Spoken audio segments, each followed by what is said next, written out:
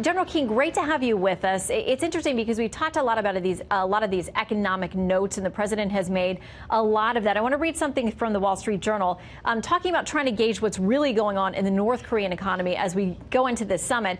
The headline is "The New Look of North Korea's Economy. It's all capitalism there now." They're quoting someone there who is there on the ground. They say North Korea's economy appears to be holding up well.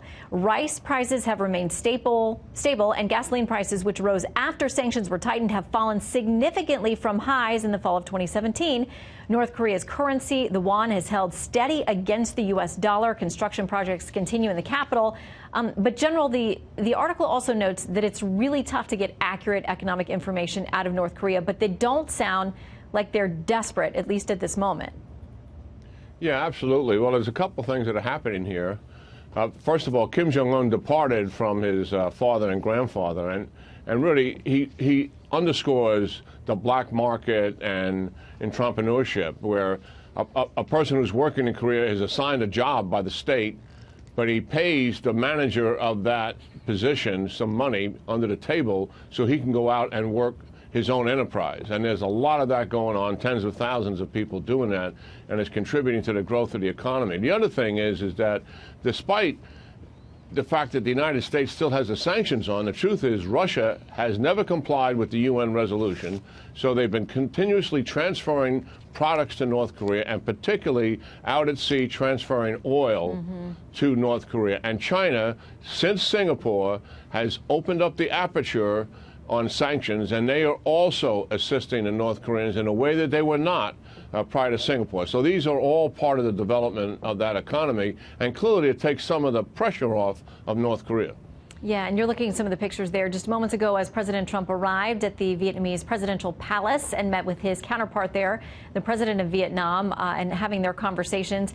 You mentioned this other point that was in the Wall Street Journal article about this evading sanctions issue. It says continuing sanctions evasion, including illicit mid-ocean ship-to-ship transfers of oil and state-sponsored hacking campaigns, are keeping needed foreign currency and oil flowing. We have different interests in the region than China does, than Russia does. How do we convince those partners to be faithful on the sanctions if it's really one of our only tools in getting North Korea to the table and to make substantive permanent changes?